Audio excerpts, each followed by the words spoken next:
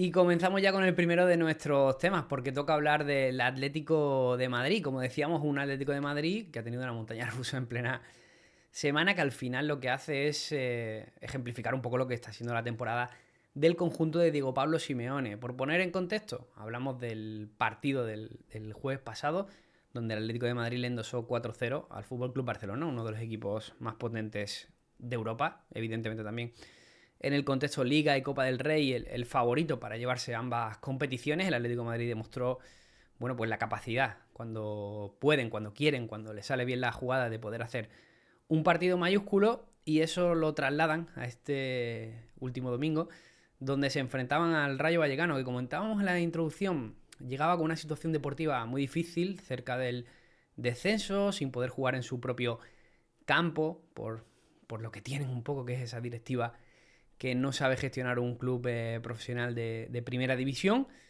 y se encontró con la situación que el Rayo pues, le endosó en este caso 3-0 en un partido donde además se supusieron dimes y diretes posteriores entre Oblak y Jiménez por un lado y Diego Pablo Simeone con un discurso diferente. Vamos a analizar un poco lo que es este Atlético de Madrid con nuestro compañero Juanjo Rivera, que ya le doy la bienvenida. Juanjo, ¿qué tal? ¿Cómo estás?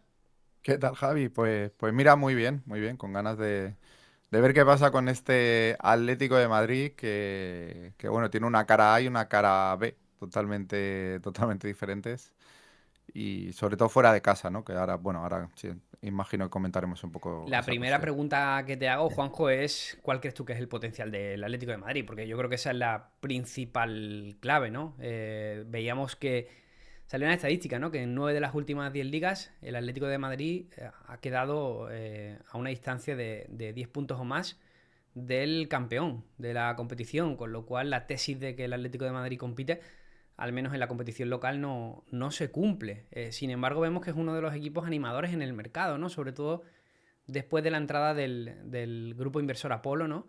Que ha cogido las riendas de la institución, está dotando de unas infraestructuras espectaculares, solo hay que ver el Wanda Metropolitano, perdón, el Metropolitano, ya no le quitamos el sobrenombre Mm. de Wanda, también la ciudad deportiva, la ciudad deportiva del Atlético de Madrid, que es uno de las mejores que hay en toda Europa.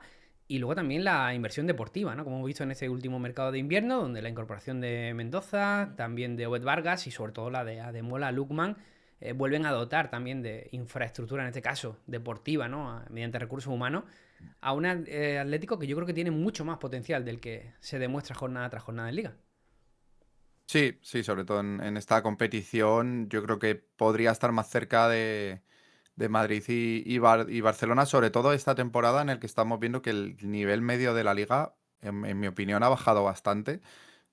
Porque ni Barça ni Madrid están en su mejor momento y sin embargo van camino de superar los 90 y veremos si se acercan incluso a los 100 puntos, me refiero. Entonces, Perdona que te corte, pero es un dato espectacular el que comentas, de contexto que quiero decir, del nivel medio de la liga, porque este Real Madrid que tantas dudas nos deja es lleva ahora mismo es el tercer mejor Real Madrid en puntos del siglo XXI. O sea, y estamos sí, es hablando de una un Real burrada. Madrid cero convincente, ¿no? A diferencia del Barça, que sí es un equipo que en competición doméstica es mucho más convincente. El caso es que eso lo que ejemplifica es lo que tú dices, ¿no? Que el nivel medio de la liga debería permitir que un Atlético de Madrid no se descuelgue tanto. Sí, eso es, yo creo que debería llevar bastantes más puntos de los que tiene, al menos tiene ese potencial y lo demuestra en los mercados, como tú decías, ¿no? Al final es una inversión bastante alta. Sí, es verdad que, por ejemplo, en invierno creo que ha vendido bien, ¿no? Ha recuperado esa inversión que había hecho en Gallagher y en Raspadori. Creo que se ha equivocado con algunos fichajes, por más allá de que se haya gastado mucho dinero.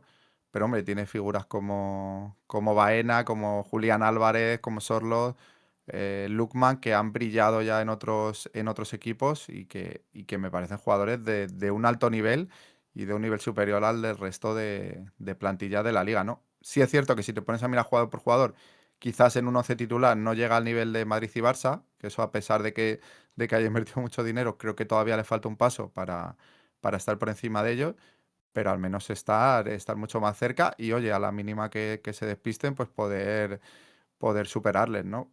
Creo que ese debería ser el objetivo del Atlético de Madrid en Liga. ¿Qué crees que pasa a nivel psicológico con los jugadores que llegan al Atlético de Madrid? Me da la impresión, por ejemplo, Un caso creo que bastante ejemplificado podría ser el de Alex Sorloth, ¿no? Llega como... No es pichichi de la competición el año en que se marcha del Villarreal, porque si no me equivoco se lo roba Dobbik por un gol, me parece. O sea que, pero es un jugador que superó los 20 goles y que parecía un recurso espectacular para el Atlético de Madrid. También, no quiero ser oportunista, Sorloth lleva un par de partidos que no está rindiendo a buen nivel, pero también es verdad que venía de un mes de competición bastante bueno, ¿no? Pero me parece un caso significativo porque es un jugador que creo que viene como un aporte significativo al equipo.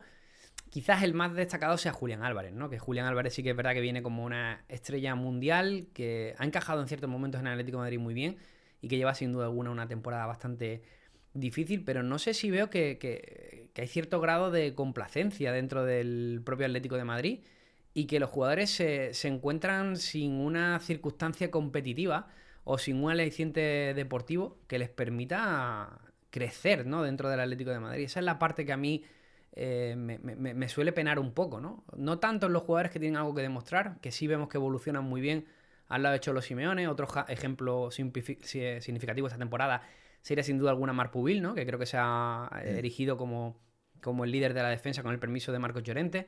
También Marcos Llorente, que es un jugador que siempre creo que es de los que actúa al 100%, independientemente de cuál sea el partido. Pero esos jugadores que llegan con un estatus un poco más superior, se apaciguan muy pronto o dejan de mejorar o dejan de tener algo más. No sé si eso crees que es algo que se transmite, que es intrínseco del propio club, si crees que ese discurso de Simeone acaba penando un poco a los jugadores o simplemente pues que fichan a lo mejor un tier medio, no es el tier superior al que fichan Barça o Real Madrid, y que eso hace que a lo mejor la expectativa nuestra sea superior a lo que luego es la realidad. No sé, hay diferentes opiniones al respecto. Sí, bueno, yo creo que sí puede afectar quizás el que al final haya esa cierta complacencia de, bueno, si quedas tercero en liga está bien. O sea, ese es el objetivo, porque Barça y Madrid están por encima. Yo creo que no, que el Atlético de Madrid puede ser capaz de dar ese sorpaso alguna temporada porque tiene equipo para ello, ¿no? Y creo que este verano volverá a hacer una fuerte inversión. Entonces, creo que sí, que puede haber ese momento en el que diga, bueno, vamos terceros asegurados, prácticamente nadie nos da problemas. Sí que este año el Villarreal pues está más cerca, pero que a poco que hagamos vamos a ser terceros y vamos a cumplir el objetivo. Igual que en Champions, pues a lo mejor dices que llego a octavos, cuartos, pues tengo el objetivo cumplido.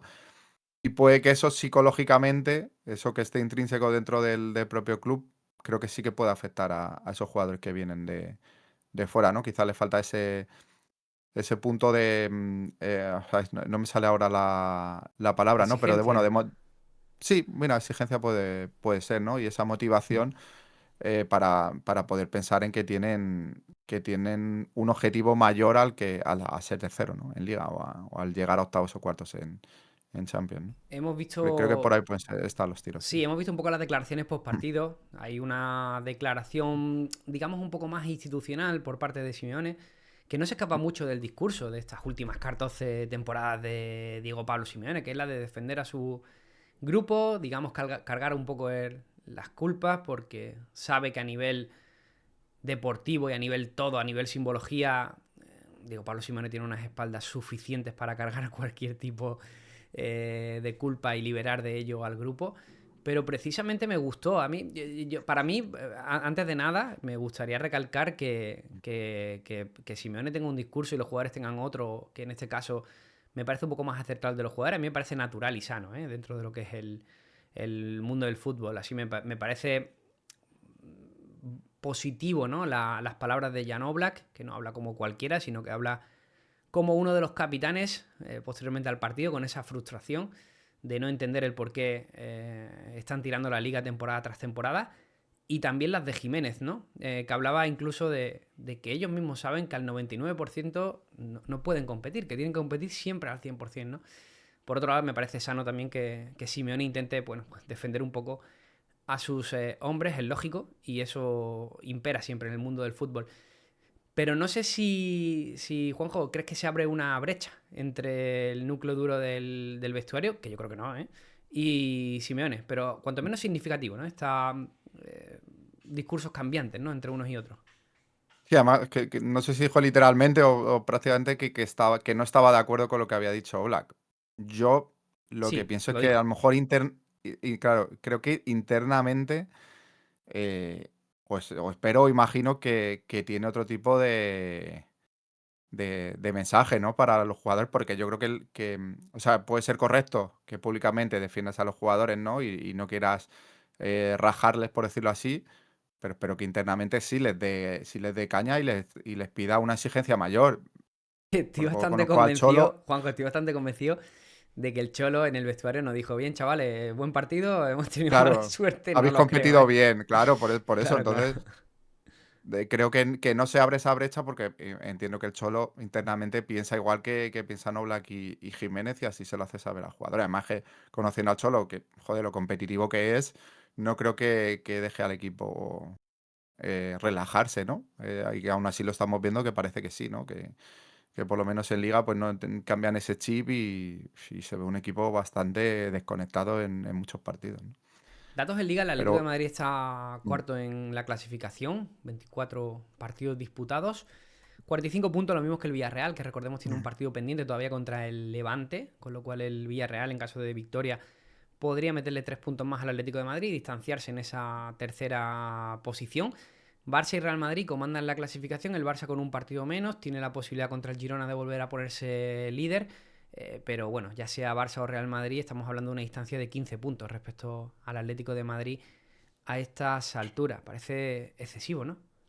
sí, yo creo que no recuerdo un año tampoco tan malo del Atleti en ese sentido, estar tan lejos, ¿no? Siempre hemos dicho que bueno, está ahí como tercero y además con distancia sobre el resto, ¿no? Salvo años puntuales, ¿no? Como puede ser este del Villarreal o aquel del Girona, donde estuvieron más cerca.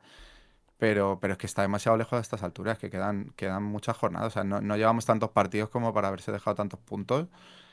Pero ahora, ahora comentamos si quieres, pero es que fuera de casa. Sí, has dado una clave, Juanjo. Si quieres te doy el dato también para que profundice.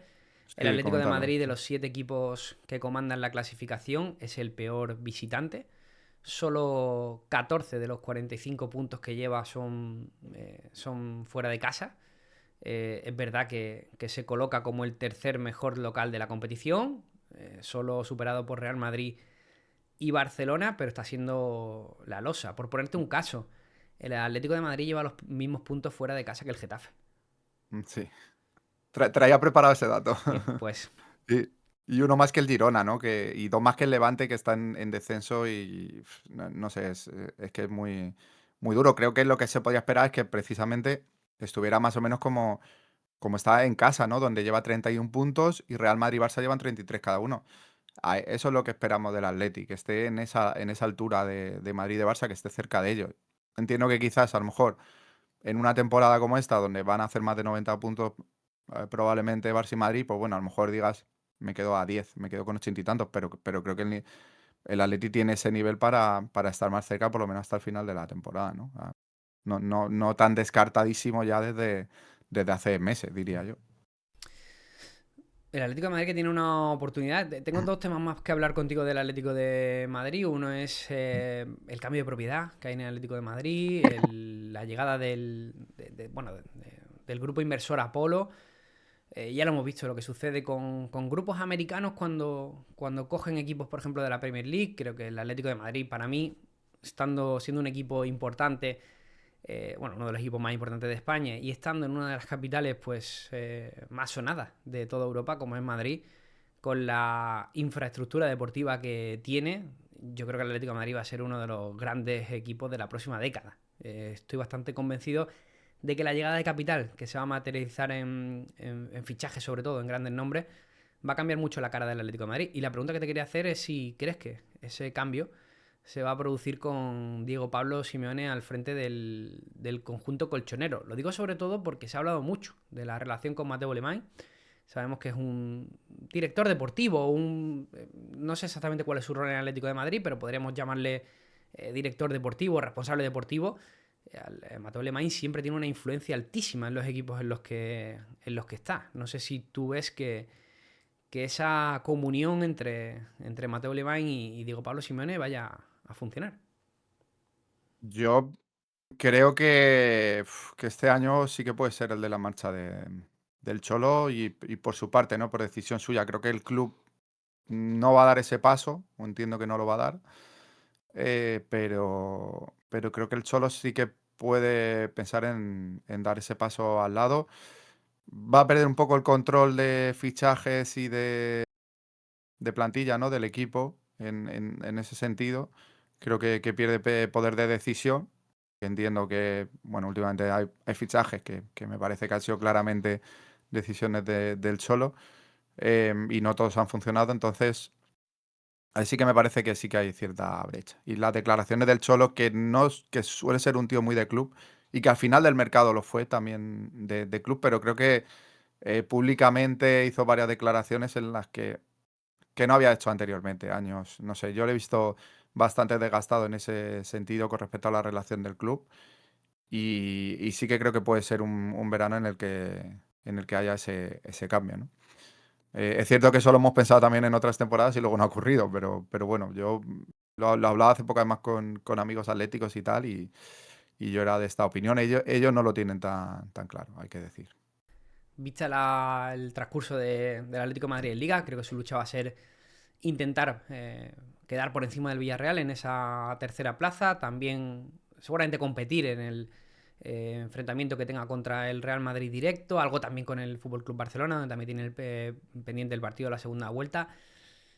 Inician, y quiero hablarte de dos partidos. Vamos a empezar por el primero que tenemos, que es contra el Brujas, esta misma semana, partido para estar en la fase final, en la de octavos de final, contra bueno, de la máxima competición europea, de Liga de Campeones. En principio, el Atlético de Madrid ha tenido sus más y sus menos, sobre todo en el final de la fase de grupos de Liga de Campeones, pero entendemos que la eliminatoria contra el Brujas, tú que tendrás al equipo belga un poquito más controlado por esos enfrentamientos contra el Barça, debe ser una eliminatoria donde tiene que salir vencedor. Sí, yo creo que es muy superior y bueno, el Atleti también ha demostrado precisamente en Copa del Rey y en otras temporadas, tanto en Champions como la propia Copa, que eliminatoria se le da mucho mejor, ¿no? Que esa regularidad que exige la liga.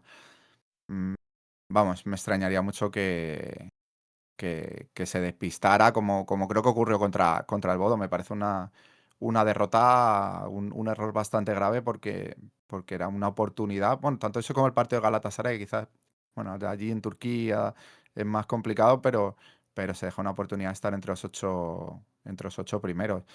No creo que tenga ese despiste y le veo en octavo de final. A partir de ahí, pues vamos a ver qué rival le toca en esos octavos, porque ahí sí que creo que le va a tocar uno top y se le puede complicar más. El otro partido que tenía pendiente mencionarte es la vuelta de semifinales de Copa del Rey. Creo que es el partido del año para el Atlético de Madrid porque supondría en caso de que saliera beneficiado por el cómputo global de ambos partidos, recordemos que tiene una ventaja muy buena de 4-0 conseguida en el Metropolitano, tendría una final contra Athletic Club o Real Sociedad, que entendemos que en una final son equipos de menor calado, de menor importancia o de menor potencial para un Atlético de Madrid que tendría bueno, pues la oportunidad de llevarse un título oficial, en este caso la Copa del Rey, que serviría yo creo que casi de justificación para toda la temporada. ¿Ves un contexto de remontada por parte del Fútbol Club Barcelona? Ya tenemos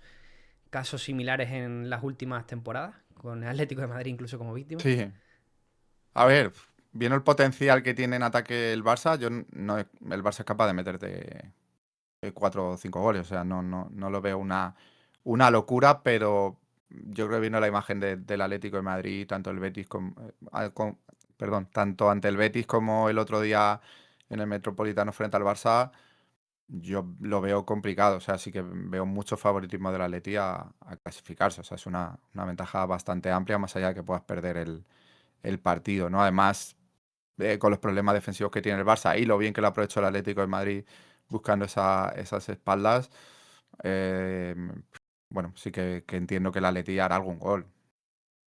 Me parece raro que no hiciera. Y además es eso, es lo que tú dices, o sea, ha tenido varias finales ya en Copa, ¿no? Esta temporada, porque creo que es el título al que puede agarrarse. Además, te asegura la Supercopa de España el año que viene, que también, bueno, pues al final es importante por tema económico y porque puede ser otro título que disputes. Así que me parece eso, el partido del año y veo difícil esa remontada. Eso lo analizaremos en unas semanas aquí en la Liga con Jueguín, porque el enfrentamiento se disputará a principios de marzo. Veremos cómo llega el Athletic y qué cara nos presenta, ¿no? Si esa cara más liguera o esa cara más de eliminatorias que de momento en Copa del Rey pues le está dejando en una gran posición. Analizado el Atlético de Madrid, nos vamos a marchar para otro de los encuentros clave que tenemos esta semana. No hablamos de otro, sino del Benfica Real Madrid. Y lo vamos a hacer como siempre con con los pronósticos y las cuotas que encontramos en Jueguin. Juanjo, te la pregunto de primeras. Tenemos de nuevo ese Arbeloa versus Mourinho, ese Mourinho versus Arbeloa.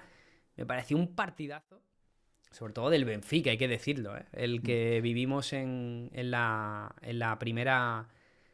Bueno, en ese cierre de fase de grupos. Un partido que lo tuvo todo. Un Real Madrid que empezó ganando con el gol de Kylian Mbappé. No fue un buen partido del conjunto blanco, las cosas como son. Se vio muy superado por la intensidad que mostró el Benfica. Entiendo que no le volverá a pasar, o sea, que no volverán a minusvalorar al conjunto lisboeta. Y también hablamos de un gran planteamiento de partido por parte del Benfica de José Mourinho, que anuló todos los registros positivos del conjunto de Arbeloa. Me parece que es una eliminatoria, yo no sé cómo la ves tú, pero sí es verdad que tiene la salvaguarda del partido de vuelta en el Santiago Bernabéu. Pero me parece una eliminatoria más igualada de lo que parece, y ahora analizaremos las cuotas para ver cómo están. Bueno, yo ahí no estoy tan de acuerdo. Es que si ves un poco la temporada del Benfica en Champions estaba siendo bastante pobre. Sí que creo que puede volver a hacer un buen partido en casa y a complicarle, pero yo creo que la eliminatoria no. O sea, no lo veo tan igualado. Yo creo que sí veo muy favorito al Madrid. Bueno, le pasó un poco el año pasado al Benfica, ¿no? Que contra el Barça sí que a lo mejor en la fase de grupos le había dado problemas, ¿no? Aquel partido loco, pero luego ya la vuelta, por ejemplo, ya en el campo del Barça, pues eh, no se le vio ese nivel que tenía. Y creo que era mejor Benfica que el de este año, ¿eh? Por eso, al final recordemos que se clasifica por ese gol del guardameta y en el último segundo, pero estaba fuera de los 24 primeros. Entonces, demuestra que este año el nivel que está dando en Europa no está siendo el de las últimas temporadas, que hombre, que veíamos un mejor equipo. He de decirte que las cuotas que tenemos tanto en Juegui como en las principales casas de apuestas van un poco en la línea de tu opinión, ¿no? Básicamente, el 48% de los apostantes creen que la victoria se la va a llevar el Real Madrid este próximo martes. Eso nos deja una cuota de 1,90 a la victoria del Real Madrid, que no es una cuota mala, ¿eh? O sea, Es buena cuota, ¿eh? sí, es buena cuota si tenemos la certeza o seguridad de que el Real Madrid se puede llevar la victoria. Y luego hay casi un empate técnico, algo más proclive al empate, pero un empate técnico entre lo que sería el empate y la victoria del Benfica. Concretamente, andamos por un 26%, cifra arriba, cifra abajo. De hecho, en Jueguin pues se paga mejor el empate. La X se paga a 3,85 y la victoria del Benfica se paga a 3,60, con lo cual hemos de decir que las casas de apuesta, pues en este caso Jueguin, pues apuestan claramente por la victoria del conjunto blanco. Es más, ¿cuáles son los resultados menos y mejor pagados y, y los que no, ¿no? Encontramos como el resultado menos pagado, sorprendentemente, es el 1-1, que es uno de los resultados que peor se pagan, ¿no? Ahí lo vemos, ¿no? Hace unos 7 euritos. Y luego los siguientes resultados que peor se pagan, evidentemente, son la victoria del Real Madrid, tanto 1-2 como 0-1, como 0-2, como 1-3. Es más, el 1-3 tiene una buena cuota. En este caso, aquí lo vemos, se paga alrededor de 12 euros. Sería Mm. una interesante apuesta si ves la victoria del Real Madrid. Claro, claro, si le ponemos una combinada donde pudiéramos tener una victoria del Real Madrid, en este caso, o vemos ese X2, 1x2 a 2 al Real Madrid, y le ponemos también ese 1-3 como victoria, pues entonces ya sí que se nos va la cuota pues, de una forma interesante, ¿no? Poniendo apenas unos 5 euros en esa combinada, pues encontraríamos una ganancia total de 10 euros serían unos 70 euros aproximadamente. Más o menos por ahí van Sí. los registros. Es verdad que siempre cuando vamos a 1-3 a resultado final se nos empepina un poco la cuota, pero también es verdad que tenemos más riesgo de poder equivocarnos. Mira, hay una interesante que, Ujú, quitando un poco un resultado exacto, que como dices, pues siempre tienes, es más difícil acertarlo, ¿no? ujú, Me gusta bastante, pensaba, digo, oye, va a haber gol, va a ser un partido de goles. Las cuotas dicen que así puede ser, ¿no? Al final, más de 2 goles y medio se paga 1,55, ujú. una cuota media baja, por decirlo así. Pero si piensas que va a ganar el Madrid y que ambos marcan, sí me parece interesante el apostar a que el Madrid gana y eso que ambos marcan, que es un 3,25 ¿Vale? de cuota. Entonces, por ahí creo que puede ser interesante, ¿no? Y al final ahí te cubres el 1-2, el 1-3, el 1-2-3, cosas así, que creo que pueden ocurrir, no me parecería nada extraño.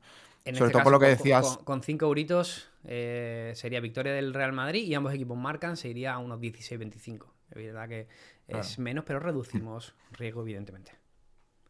Sí, y no, te iba a decir eso que al final decías tú que, oye, el Madrid va a llegar de otra manera, no se va a fiar de este Benfica después de esa derrota, ¿no? Entonces, creo que la actitud del Madrid va a ser otra y, oye, viene haciendo buenos partidos, viene de una victoria importante y bastante holgada ante una Real Sociedad que venía jugando muy bien.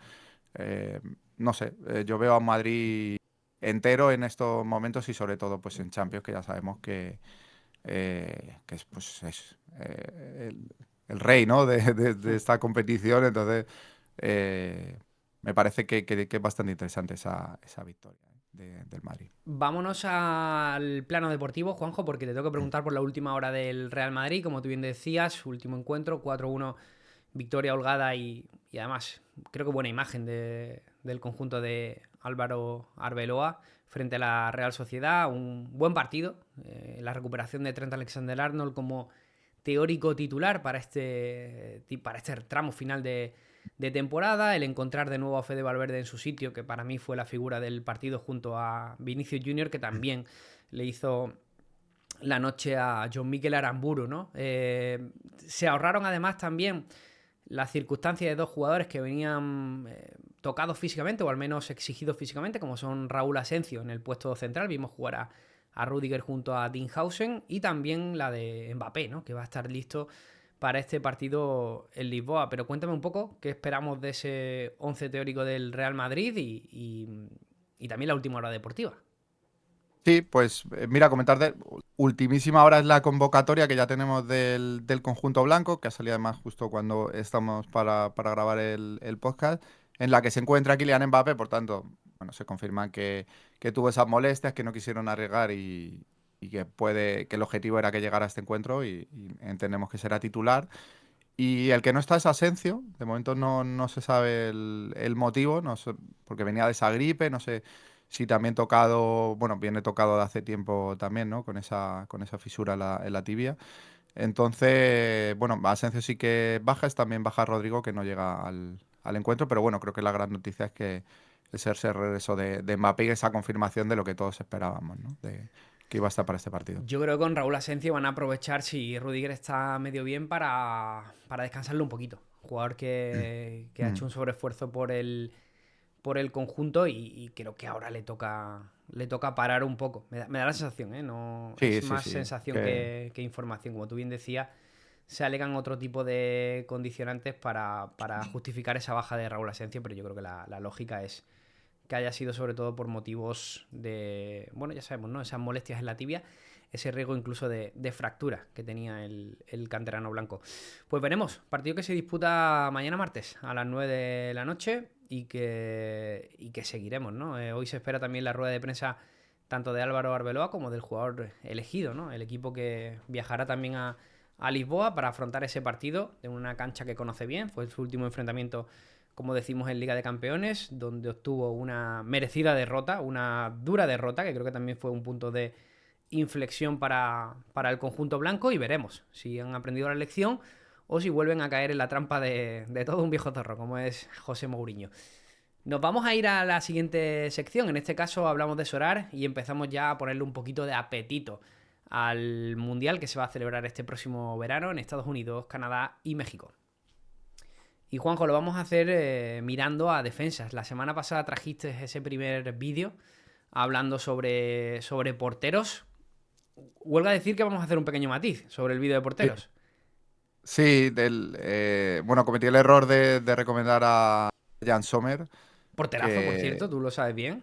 sí, sí, bueno, sí, lo sé bastante bien del año pasado, esa semifinal ante el Barça, pero bueno, y un mítico también de este Sí. tipo de torneos, pero es verdad que claro, ya no va con la selección y que está jugando Skobel, el guardameta del Borussia Dortmund. Otro buen Entonces, portero. bueno, hay Por que, cierto, tuve la suerte de hay que mencionar. verlo en Mm, directo hace 2 temporadas en la final de la Liga de Campeones con el Borussia Dortmund.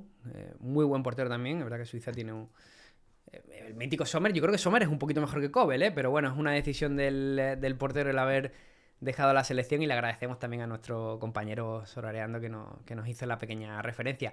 Vámonos ya eso con es. esos defensas y el primero que me traes, pues no es un viejo conocido, al contrario, es uno que tenemos muy fichado, Aymeric Laporte. Y aquí he de decirte, cuéntame un poco, pero que igual te llevo la contraria, ¿eh?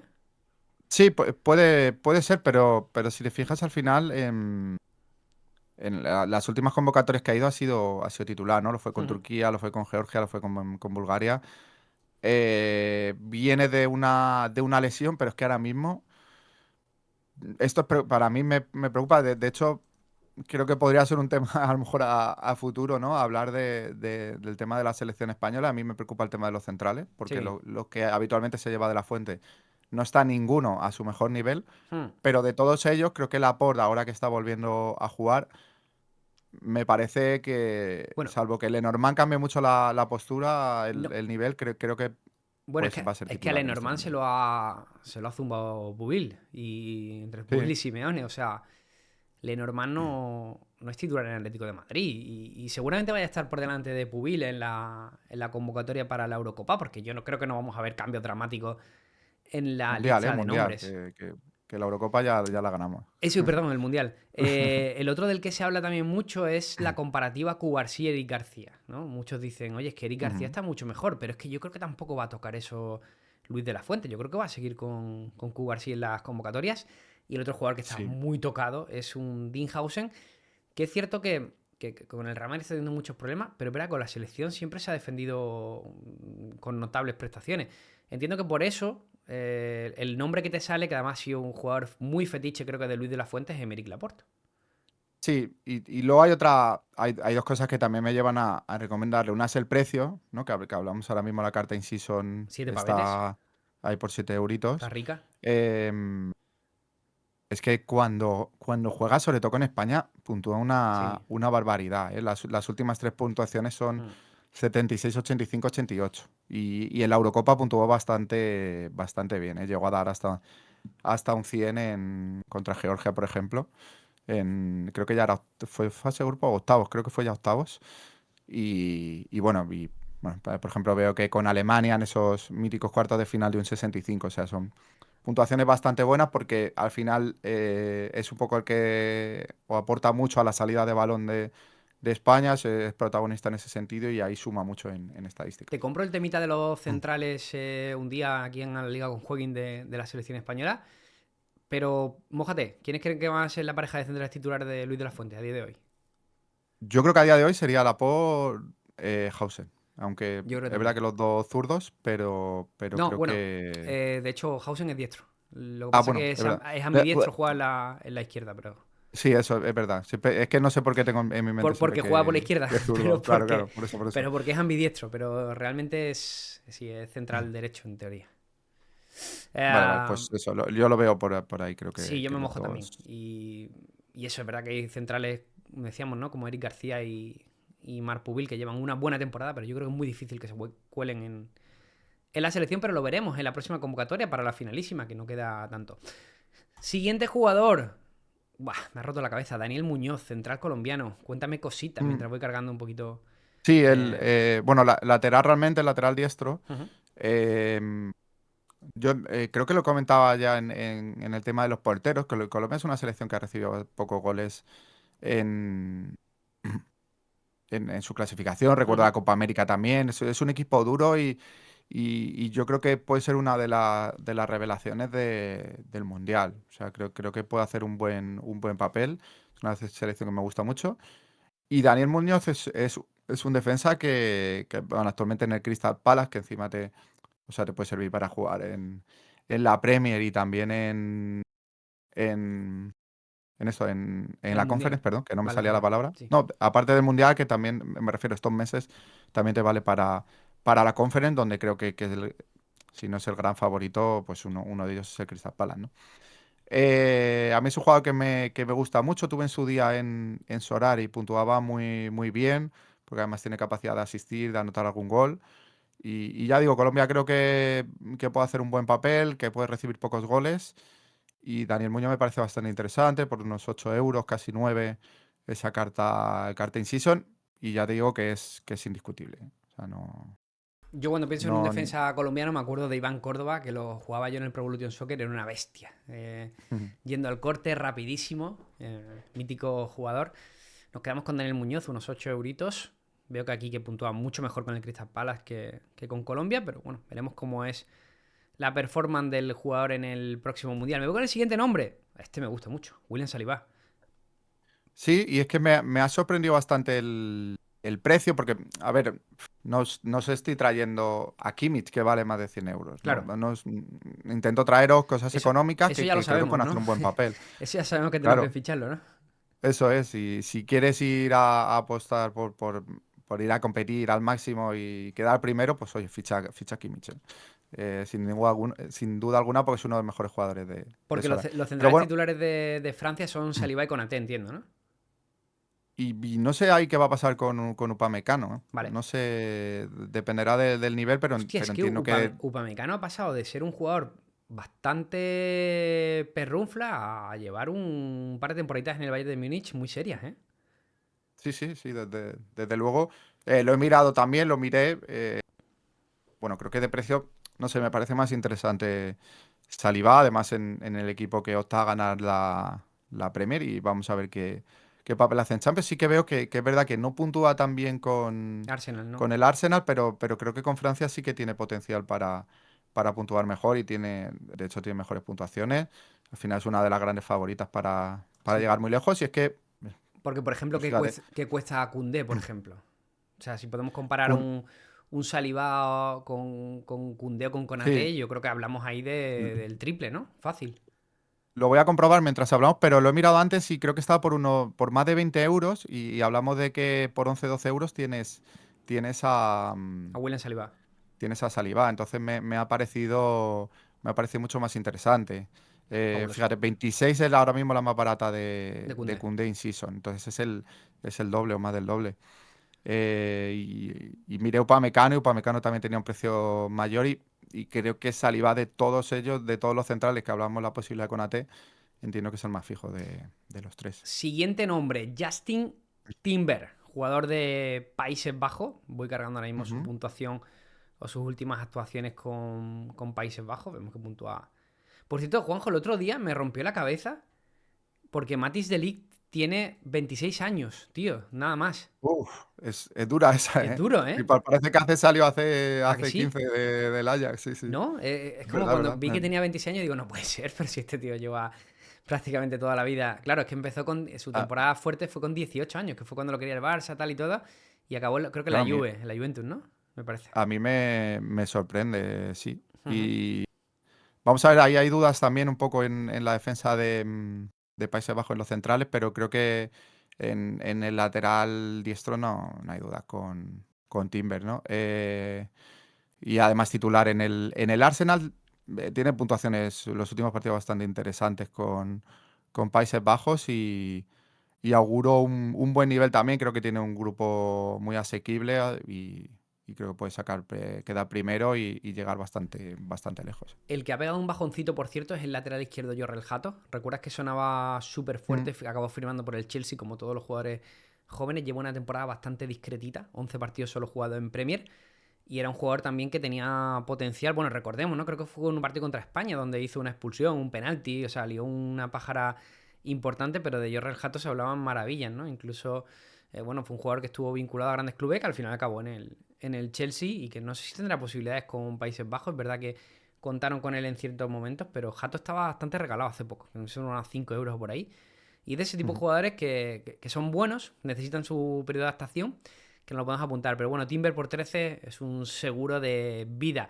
Nos vamos por el siguiente, el Cuti Romero. Este me gusta mucho, pero este, Sí. no, oye, no es caro, está bien. No, no, es que a mí me ha sorprendido también. Creo que lo mismo pasa en Argentina, que quizás el otro puesto ahí siempre está esa disputa, Otamendi, Lisandro, no está del todo claro, pero el Cutis es el más fijo de todos, tiene un precio, la más barata de 13,49 in season, eh, Y se va a mover y este año, ¿eh?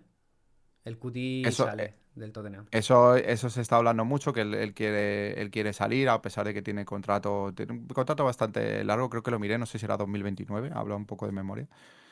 Y luego sus puntuaciones, fíjate, las últimas, verdad que, bueno, esa expulsión contra United, mal partido ante el City, pero es que venía de 3 goles consecutivos, asistencia, y con Argentina también las últimas puntuaciones son muy altas, ¿no? 94, 53, 83. Mal partido contra Brasil, donde tiene un error, pero contra Uruguay un 56. O sea, Creo que ha sonado nada. para todos los equipos españoles, ¿eh? Ha sonado muy fuerte para el Sí, Atlético, ha sonado incluso para el Real Madrid, que yo no lo veo, francamente. Y y creo que también últimamente sonó para el para el Barça. Barça, ¿eh? Sí, sí, en las últimas semanas había sonado, pero bueno, es que, no sé, lo veo caro. Es que todo lo que sea el Sí. Barça, que no Estos sea que acabe el son. contrato, lo veo Cuti y complicado. Romero son 70 kilos fácil, seguro. Claro, claro. Ah, Tottenham siempre Eso, vende caro. eso Siguiente es. nombre, Jonathan Tah. Este también estuvo cerca del Barça. Central Sí, del Bayern Múnich. Am, pareja de Upamecano, ¿no? Precisamente. sí, eso es. Y también buen puntuador en Sorar. Fijo con Alemania también, ya desde hace tiempo. Un precio de 18 euritos, que ya, Ujú. como sabéis, vamos de menos a más, pero me sigue pareciendo interesante, ¿no? Por menos de 20 euros, un central de Alemania, que también es una de las grandes favoritas en este mundial, pues me parece muy, muy interesante, ¿no? Así que por ahí va la recomendación. Jonathan Tah. Siguiente nombre. Ah, este me gusta también mucho. Virgil van Dijk. Mm. Lo que pasa es Este que lo he aquí traído. ya te has venido arriba, ¿eh? Un poco como Ahí está. comparativa con el resto, ¿no? ¿O qué? Claro, era la perlita. Tenía que traer una perlita de todos Vale. los centrales o defensas top que hay para el Mundial. Es el más interesante, ¿no? Se hablaba de que, pues eso, más de 100 euros Kimmich. No sé, hay centrales muy buenos, pero muy caros. Sin embargo, Van Dijk creo que todavía dentro de ese top, que podríamos decir en Solar, igual el del Mundial está en defensa, en el top 10 casi seguro. Pues bueno, unos 40 euros, 41, 43, así las cartas más baratas. Y es un jugador que te asegura, aunque no haga decisivas, mínimo 50, 60 puntos prácticamente por encuentro, ¿no?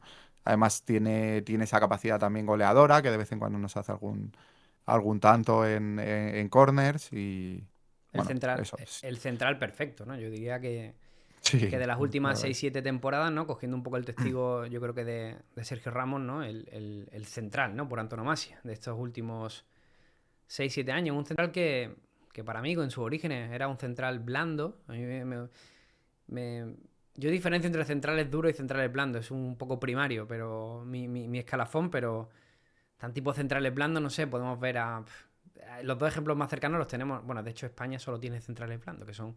Lenormand sería el ejemplo más meme, pero luego tenemos a Dinhausen también, que es un central blando. Y luego tenemos para mí lo que son los centrales duros, los centrales fuertes, ¿no? Que ahí estarían, pues hablamos de Konaté, de Upamecano, de Rudiger, o sea, todo ese tipo de centrales. No sé, bueno, el ejemplo paradigmático de un central fuerte es Carlos Puyol, por poner un ejemplo que a todos nos suene, ¿no?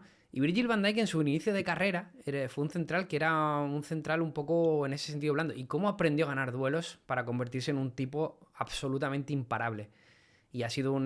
Vamos, de hecho creo que tiene el récord en la Premier de más duelos ganados consecutivos, ¿no? Básicamente es que nadie se iba de él, ¿no? Un Virgil van Dijk que para mí es el mejor central del mundo si hago un compendio de las 5 o 6 últimas temporadas, seguramente.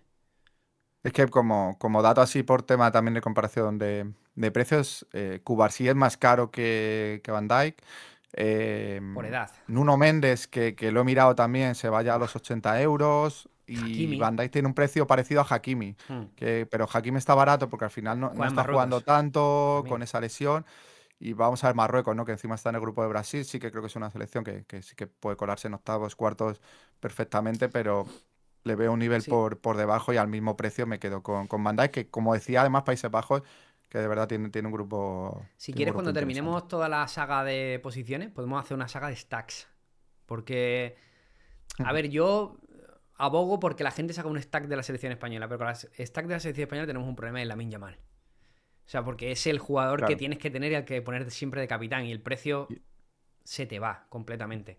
Pedri, por ejemplo, es muy Buf, caro. Pedri, es que claro. Fabián, Sí, Fabián no sé qué precio tendrá, claro, podría ser pero interesante en a lo mejor un Pedri puedes Fabián o algo así. encontrar la salvaguarda de Fabián, ¿sabes? Mm, Pero Lamine Yamal es obligatorio. O sea, no puedes ir con un stack de la selección española sin Lamine. O sea, sería un poco absurdo. Porque va a marcar o va a asistir casi en todos los partidos. Y si no, da igual, te va a puntuar bien. Porque ya estamos viendo que su puntuación, incluso cuando no. Entonces, si quieres, hacemos un día una saga stacks. Porque me gustaría sobre todo valorar el stack de Portugal. Que creo que puede tener un precio más o menos interesante. Más o sí, menos interesante y me parece un stack interesante, ¿no? Pero bueno, luego habrá también que ver qué nos ofrece Sorar para competir, porque puede ser que precisamente, como estamos viendo en Liga y en el resto de competiciones, haya una sobrepuntuación si no utilizas stacks, con lo cual eso siempre nos va también a condicionar un poco. Pero ahí tenemos los combos defensivos, combos ofensivos y quizás podemos tener un poco también ese estudio bien controlado. sí, bueno, lo que debéis saber es que hay mucho contenido que vamos a traer del Mundial, porque creo que ahora mismo es lo más interesante, porque al final las ligas europeas ya están acabando y claro, podemos recomendar jugadores, pero a lo mejor algunos te valen para 3 meses. Entonces, creemos que hablar un poco del Mundial, esperamos además que pronto se publique ya esos primeros datos que nos van a dar sobre el Mundial o por dónde van a ir, porque normalmente se suelen adelantar unos meses, así que nada, se vienen semanas interesantes para Sorar. Fabuloso, Juanjo. Pues como siempre, muchas gracias por toda esta información súper interesante. Seguimos trabajando el Mundial con Sorar y nos vemos en el siguiente vídeo. Te envío un fuerte abrazo en el siguiente podcast. Un abrazo a todos y nada, encantado de estar por aquí una semana Y a nuestra más. gente, muchas gracias por estar con nosotros una semana más. Os leemos en comentarios. Un abrazo. Chao, chao.